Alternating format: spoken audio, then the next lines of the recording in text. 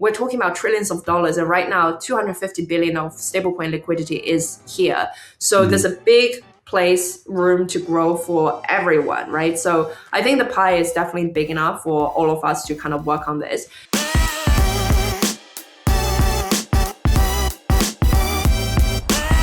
Ladies and gents, welcome to Sol Brothers. With myself, Simon, where it is our job to throw you into the Solana rabbit hole and show you around in our exciting ecosystem and also introduce you to some interesting personalities that are building and tinkering on Solana. And today I am joined by Catherine. Catherine, welcome to the show. Thank you so much for having me, Simon. How are you doing? I'm very well, and I'm going to start to kick this off with a very brief introduction. We're going to hopefully get to know you a little bit better today in this session. But obviously, I did my research. I have a few key data points about your pretty interesting backstory, I have to say. When I did my research on you, Catherine, I was like, okay, hell yeah. I'm looking forward to this conversation. You are today the head of product for digital assets at the Solana Foundation since January 2026. So this is quite recent, if I'm not mistaken. Is that correct? Indeed. I'm just passing my 1 month anniversary. So hell yeah. Welcome to Solana. You came from a very interesting background through traditional finance, economics, blockchain research, institutional payment infrastructure. So like it's a wide area, wide range of things that you've been working on. You spent more than 5 years at Visa. And at Visa, you also tinkered at CBDCs, very interesting, at stablecoins. You pushed tokenization initiatives at Visa and worked with more than 40 central banks globally, which is also very impressive. And I'm definitely going to ask a few questions in this direction today. You do have a background also in quantitative finance. You spent some time at Man Group, at JP Morgan. You went to Stanford for your master's in economics, but also with a very good focus on technology. You did some courses about coding. I think we can talk about this as well today. You dived into blockchain research. You worked at crypto startups. You worked at Visa, and then you ended up at Solana. Actually, your story sounds like the perfect fit for Solana Foundation. I can understand why you are where you are today. You're bringing hands-on experience across both traditional financial systems and also on-chain technology. And now you are helping us to build the internet capital market infrastructure. And that, Catherine, is actually your answer of what Solana means for you. Is that correct? Internet capital markets. I've read that somewhere. Very much. Yes. That was when I updated my job. And it's true, like the internet capital market really captures everything that I believe what blockchain can deliver. And I think Solana just, summarizes so accurately and very succinctly. So yes. Can we double click on that topic just for a second? Because there's it entails so much.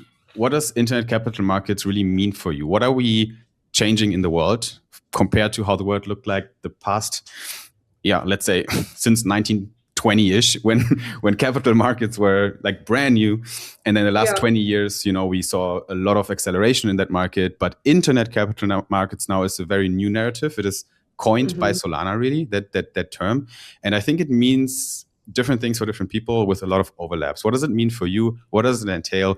What changed, or what is changing right now? We're in the middle of it compared to just capital markets. Yeah, I think firstly, it does reflect how I think a lot of the people nowadays are thinking about what blockchain can do as that underlying infrastructure to change the overall financial market infrastructure. And this is actually for me coming from that, in your intro you mentioned about CBDC and tokenization, because it was interesting observing how the central banks as well as, the sort of financial institutions have evolved their thinking over since I would say 2020 up till now. Because at the very beginning, I think there's a very clear tension between crypto versus TradFi. Is one or the other, is one replacing the other or vice versa. Mm-hmm. Whereas I think nowadays it's very much a symbiotic relationship, right? In the sense that as financial institutions are thinking about what needs to be done, a lot of the things is really the back end kind of piping works, right? Because you don't have 24/7 kind of always on global infrastructure, and there's no reason why we shouldn't. Just because Hong Kong market is trading at a different hour from the US market doesn't mean that these things should not be like money should be flowing freely from one or the other, nor the traders stop from trading from one market to the other. So all these things kind of increasing, I feel like, is sort of basic prerequisites that traders demand, especially people who started trading in the crypto market as opposed to financial, like traditional finance. They're already doing 24/7. So why should they go back to a system that doesn't work that way? So from that perspective, I think to a large extent, as we're thinking about what is the use case for blockchain, it has always been in the capital market, right? Let's not forget that Bitcoin paper was born out of 2008, the financial crisis. And then we talk about all these things that say stablecoin can be used. And guess what? Stablecoin, the first use case and still the most dominant use case, is in finance, is in trading. And as we're looking at whether even I would say even NFT or meme coins and stuff like that, ultimately, it's all about finance. When we talk about capital market, it doesn't mean it's only for institutional and wholesale market. It's like finance for retail as much as for wholesale as well. And hence, I think this overall how money works, how the capital functions, like the underlying infrastructure can change. And then couple that with internet. I think what's interesting around that is internet captures a lot of the things, right? And we've been comparing a lot between blockchain, being the new internet. And I think there's one really important thing to highlight, which is we should always have like blockchain the same way as internet being a neutral base infrastructure that needs to be open and permissionless. And that again is the fundamental philosophy about what blockchain is. It shouldn't be any sovereign control nor any kind of large entity control, but it is an open infrastructure. And of course, on top, you can build things in which it's subject to whatever requirement, compliance, etc., or it can be completely permissionless. But that is the beauty of having the internet as the base layer. And hence, I think the blockchain is kind of carrying the same significance as well. I think we're rattling the system. Like we're changing a lot of fundamental things of capital markets by bringing them on chain, by making them available 24/7, by making them to an extent permissionless, especially for retail. We asked one of our friends from Vietnam the same question, and we asked her, "What is internet capital markets for you?" And she was like, "The way I explained to my mom is, I can buy stocks now." Because she couldn't. Right. she just couldn't. Like there was no way because in that jurisdiction it wasn't possible. And that's what everyone gets, by the way. That is a beautiful narrative that we were lacking. During my research, I also saw that you like to speak about we need to move away from proof of concepts and MVPs and that kind of state of experimentation and tinkering into real use cases. Where are we right now when it comes to the proliferation of blockchain technology and internet capital markets? Where are we on that timeline? Are we already past the MVPs? Because that's what it feels like for people like myself that are in the bubble. But I'd like to get your view because you have a very wider view on that topic. Yeah, I mean, that's a great question because I do think it varies by the industry, specific companies, we're talking about. Sure. Because if anything, I would think asset managers have been moving really quickly. And there's a clear reason why, because, on blockchain, it represents a new capital market. There's lots of crypto traders. There's like $250 billion worth of stablecoin liquidity. So it's kind of a very easy rationale to make for asset managers and be like, I need to bring my assets on chain because this is where the new allocators are at, right? And this is where they're all on chain. So I need to bring more investable assets on chain for them to then allocate the capital into. So I feel like if I look at it, I think asset managers have been doing a great deal because, people like Franklin Templeton, BlackRock, Fidelity, they've all started building seriously. Of course, lots of experimentation, but seriously already since 2022 and when we were still in a very deep bear market. So that was really good sign. I think the banks movement, I would say started last year, right? And we all know it's because of the Genius Act, the new regulatory environment. I think for the first time, especially, last year I was still at Visa, I think every single conversation I've been having with banks, what's really interesting in 2025 was it's a very much top-down level discussion, i.e. the CEO of each of these banks are asking, the most trusted, the senior advisors to come up with a strategy plan of what they need to do with stablecoin, what are the use cases, what's relevant for the bank itself. And I think that's a serious change. I still don't know to what extent that will really turn it into commercial product, just because I think banks have a lot to navigate in order for them to execute, right? I mean, it's banks are large, but also there's so many regulatory things you need to navigate. There's still like lots of things that needs to be cleared out in relation to Genius as well as Clarity Act and stuff like that. So I feel like for the banks, they're still sort of in that discovery mode, so to speak.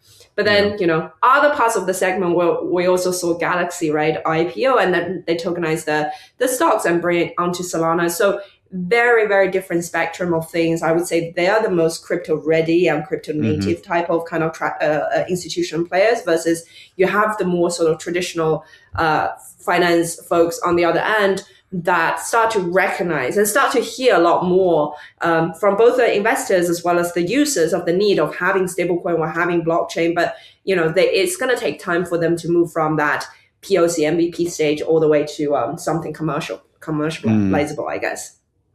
And there's also a form of new banks emerging. My personal aha moment with blockchain was exactly that. It was this realization of, hey, I'm replacing my bank services right now. Like I'm using a wallet to log in. That's it. And then I have this front end that is running on a permissionless protocol that is running on a it's a blockchain, it's decentralized blockchain that no one really, not a single person controls.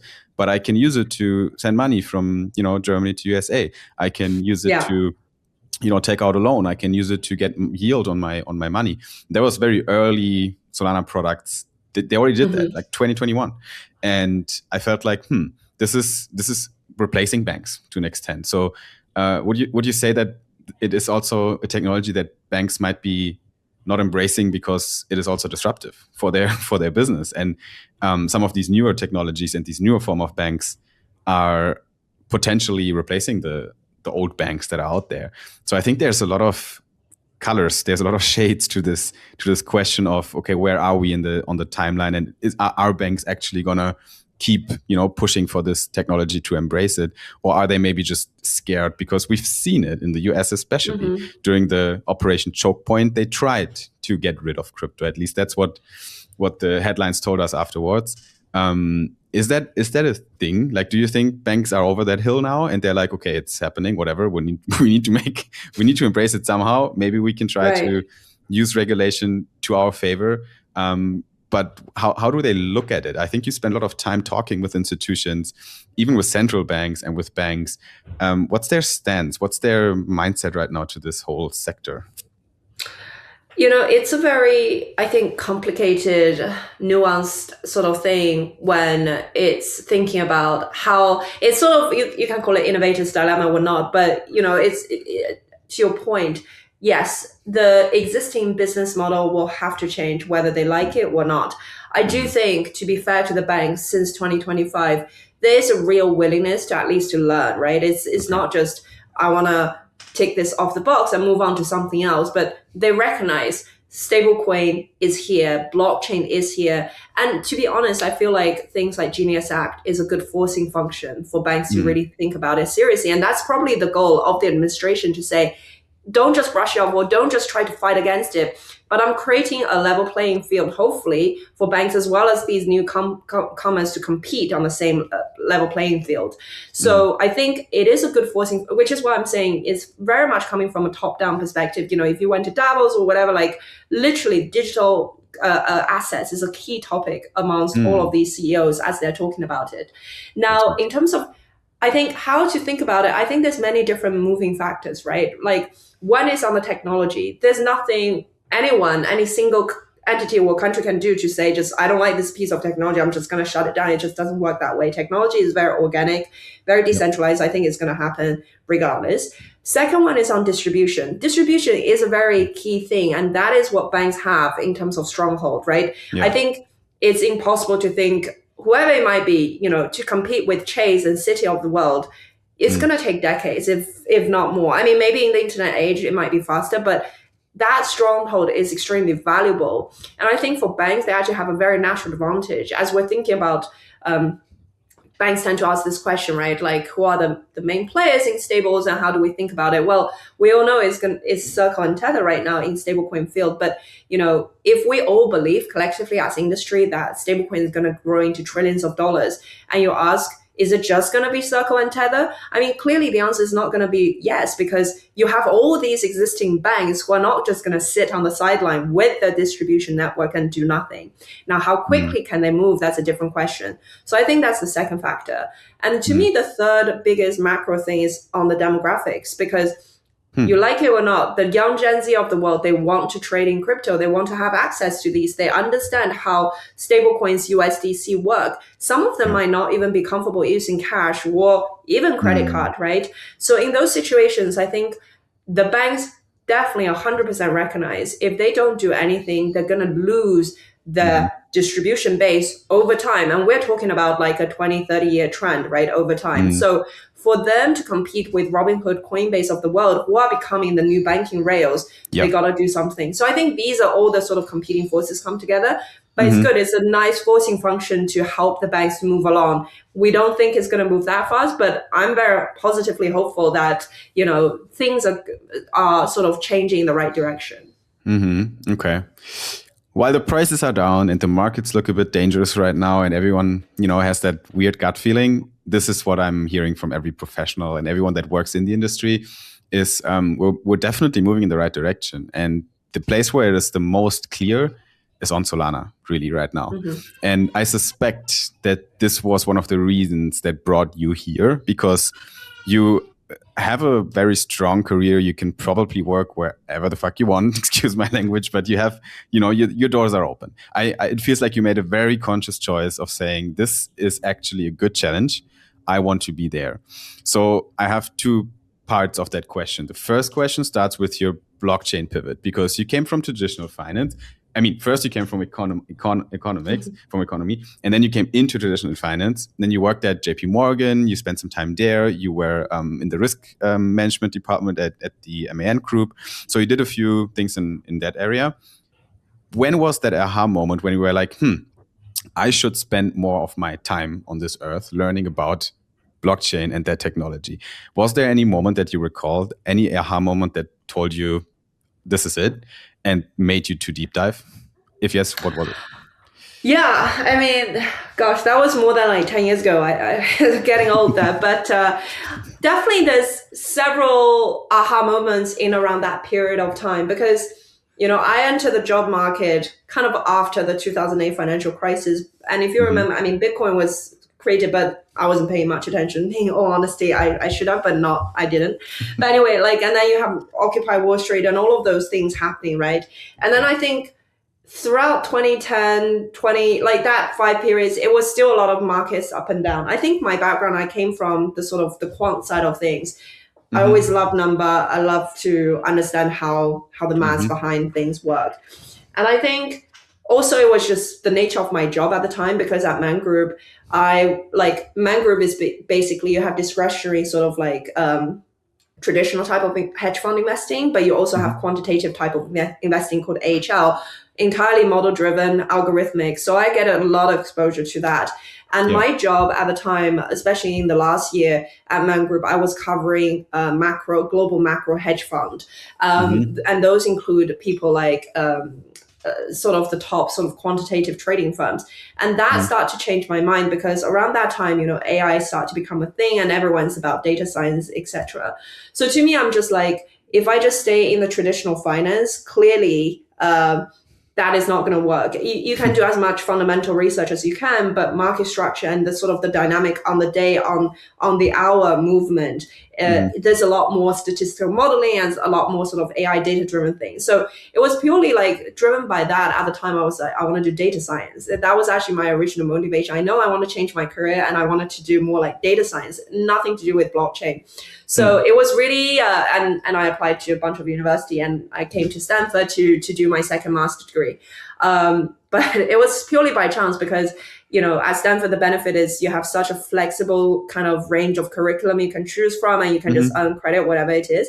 And, you know, I've chosen like CS 251, that was by Dan Benet, which is around blockchain and cryptocurrencies. And I might be wrong in the title, but it's blockchain, something around blockchains. And then another one, Yeah, the other class I took was with Professor Tim Rothgarden, who's now no longer at Stanford, but anyway, he's at Columbia. But at the time, he was teaching incentives in CS, which is a different Mm-hmm. class.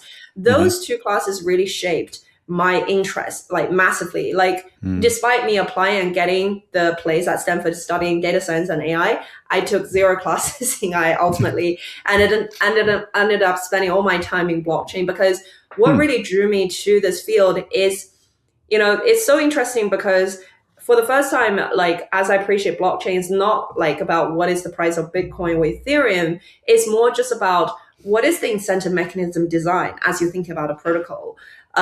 When I first started blockchain, I was doing research on something called Mimblewimble. I think it's about I don't even remember very well, but it was something on privacy design incentives. And it was just so cool to think about how you can like change all these different parameters on the blockchain, but everything is verifiable by code. So it's kind of combining my knowledge in economics, finance, but also now I'm learning about computer science and stuff like that all in one go. And that really drew me into blockchain. So. I think you even started to tutor yourself in the blockchain class. Is that correct? Yeah, I guess I got good enough because I never studied coding, so I was studying like the most basic one. But I did love like blockchain stuff. So in my first year, I took the class, and then the second year, I became the TA and RA to Dembele to help him to teach the class CS 251. Which has been great. So yeah. That's amazing. Yeah, I'm pretty sure that shaped your whole kind of view on that industry as well, and brought you here. Now the next step is Solana. I think you could have went in a few directions. Can you help us understand a little bit what drove you here, your motivations, your why, your mission personally in the space right now? Like, you just joined Solana. It must be like a very overwhelming and exciting time. I'm very grateful that you're taking the time to already hop on a podcast now after just joining. What drives you forward now with Solana, and why did you choose that path for you? I think I definitely felt an urge that I wanna build things seriously, right? I think I learned a lot of stuff when I was at Visa, and it's a very institutional place, and I really appreciated the perspective and understanding the inner working of how different processes work and function. But I think especially, throughout the last few years, as the industry sort of came out of the bear market and start to build again, like, I don't want to stand on the outside and just watching all the real things getting built. So there was clearly an urge for me to get really into the deep end of things and be part of that ecosystem. And I think, it's both like, I come to Solana at the right time, right opportunity, but like, I did get to know Solana since 2022 when we were doing a bunch of work and we were talking to a lot of protocols, including Solana. And what really struck me the most at the time, like the vision and the technology about what Solana represents really stood out to me compared to many other chains, because I remember we had Toli and Dan Albert and many people coming to our office and talking about what Solana is, how, all these parallel like compute and things can help latency and like localized fee market design and stuff like that. It was just incredible to hear these things coming from founders and explain it in such a intuitive way. And I also just think that over the years, Solana definitely had its many different phases of things. And I do feel like right now it's at a very kind of balanced place, right? In the sense that it has the deepest liquidity of all the chains that we're seeing out there.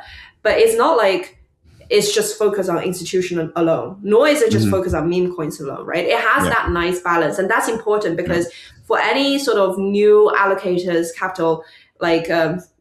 capitals coming onto chain, you need to have that diversification. And that's super important, which is you need to have both the retail side as well as the institutional side.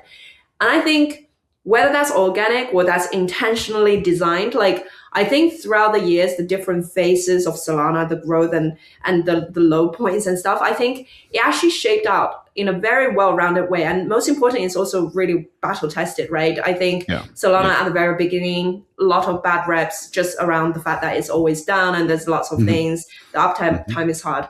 But guess what? I think the last 2 years is nothing has happened. And we went through some crazy moments in the markets in which you have the 1010, you have like other meme coin like things. But everything stays as is. And I think a lot of the stuff around, how would the fees, the gas fees on any given network will be affected. And I think just by design, the fact that Solana, the technology is so thought through that, it's this localized fee market design it's actually a pretty remarkable thing if you compare to the EVM side of things. So I think those little details, when it comes to real testing time, will show the strength. And to me, I think, having that technology side is really important, because ultimately there's only two things that matter the most: technology and liquidity.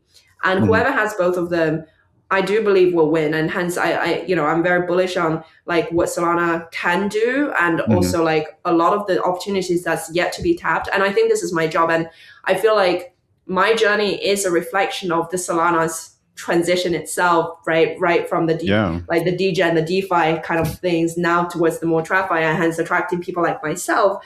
But I also therefore feel that there's a lot I can contribute, in the sense that bring that institutional perspective, as well as having a lens of how they might be thinking, to explain back to some of the Solana ecosystem, to just be like, we need to understand each other in order to work together. That's the fundamental thing.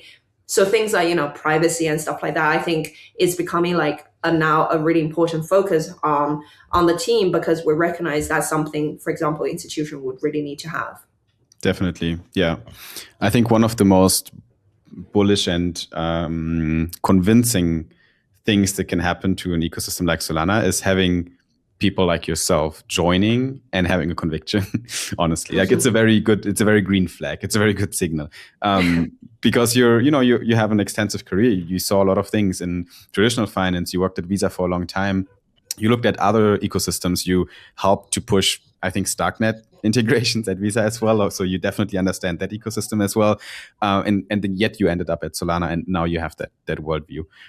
So that is a very, our job at Soul Brothers is also to let the people know why we're bullish in bears and bulls. And this is a perfect example of that, honestly. And I, appreciate people like yourself joining the mission, to push forward. What exactly is your mission at Solana now when it comes hands-on? Yeah. What are your, as in your role, digital asset, leading that department? What are the milestones? What are the goals here for you personally to achieve in that sector? For sure. So my role is really leading on product side for the Solana Foundation. Now, it's kind of interesting as you're thinking, from a foundation perspective, what realistic kind of product would you be building? I think the way to think about it is more like there's certain type of things that might just be public good, right? It's never going to make money and not be incentivizing enough for startups to build necessarily, but you need those base infrastructure layer that can then help to promote the overall ecosystem growth. So I think my job is to identify what kind of public infrastructure or public goods that might be needed on the ecosystem as a whole. That's a good example. And therefore, to help to really, either we build it ourselves or we can incentivize the ecosystem to build. So again, I mentioned about privacy, and that's an ongoing effort, because it's not that Solana doesn't have privacy already. It's more just, we have so many different, I think, genius engineers over the years that create this thing and that thing, but it's hard to really kind of identify all the different dots, right? So first thing first, I just need to connect all the dots together, make a more kind of consolidated narrative. So then for an enterprise who want to discover more about Solana, you present them all in a single piece of slide or whatever for them to pick their own journey. Now, the second thing is, if we do identify there's certain elements of privacy that, say, a category of enterprise would really want to have, then my job is to figure out, well, should we build it out ourselves? If it's a protocol or standard side of things that we can build from a foundation side or on the lab collaboration, or is it, say, we need to incentivize the sort of the ecosystem partners on Solana to do. So, for example, recently, what we have done is we launched this, it's kind of in research development phase, but the code is all there. It's called Contra. So Contra is sort of like a private execution infrastructure that we can offer to any financial institution to use. directly on top of mainnet. So very different from having like a localized L2 or whatever. This is more like thinking about it as a payment channel. So if you're a bank, right, and you want to say issue your own stablecoin or issue your tokenized deposit, but then for the rest of those activities, just like if you have a bank account at Chase, you can transact with other Chase member, but like no one else can see those transactions. So naturally, as a bank, if you come on chain, you would want these kind of private transactions available because you're doing essentially intra-banking activities. That's just pertaining to your own kind of parameter. So how would you do that? Well, Contra offers you a solution to do exactly that without losing the access to mainnet liquidity, which is really important. So that's a good example in which like I helped to push out together with our team that built out the architecture. And we're using as one of the many toolings on Solana to help institution to identify if that would work for the specific use cases. So again, just kind of coming back to what does product mean from this lens? Anything that is either public infrastructure or good that we can help to promote, we will do so. As well as the most important goal is for our ecosystem to succeed. And I think therefore, whatever it is, it has to be aligned closely with the ecosystem as a whole. We are never ever going to build like a competing product or like any commercializable product, right? But our goal is to figure out, say, platform aggregation layers that can then funnel through to the rest of the ecosystem and how we can do it in a better way to connect all these dots such that you make it really accessible for an institution to use. That's the primary goal. Yeah, it's a very, there's a lot of, you got to be very subtle at looking at this problem, I feel, because there's a fine line to walk between what needs to be built inside and what needs to be built outside. Are we going to build something that might compete with an existing protocol that is trying to survive on Solana? Because that is probably the worst thing you could stumble into. 100%. And then identifying these things that are necessary though, and no one builds them because of the missing incentives. That is a very positive thing for the whole ecosystem, though, because that's exactly what foundations should do, in many people's opinion, in my opinion as well, is just push the ecosystem forward as a accelerator, as an enabler, right? We bring the horsepower on the street as protocols, as media companies, as, like we're the businesses, the industry.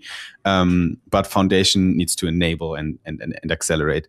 And I mean, accelerate is literally the theme of of Solana. You put it exactly right. Yes. Yeah, that is actually, it's great. I'm definitely also very convinced personally, as I'm super biased, that Solana Foundation is running the best kind of approach when it comes to being a foundation for a blockchain. It just works really well.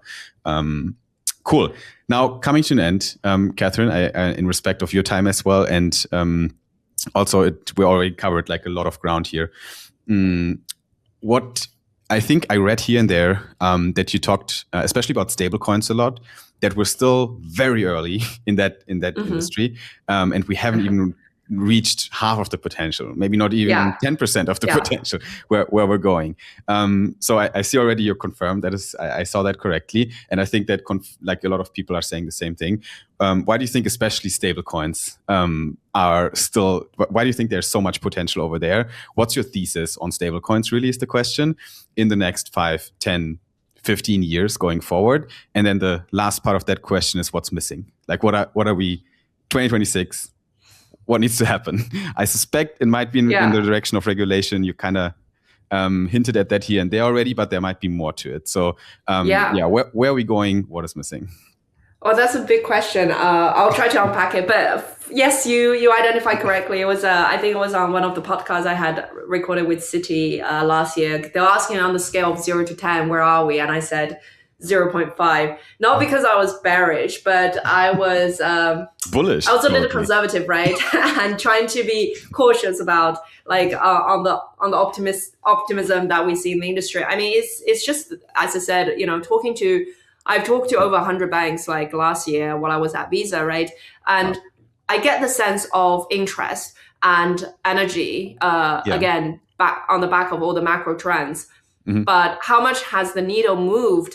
I would say it's still little because, I don't think institutions have thought about stable. And why do I talk about stablecoins and stablecoin only? Well, it's partly just because that was part of my job, because I focus on money movement Naturally. and payments. Hence, that's the critical part.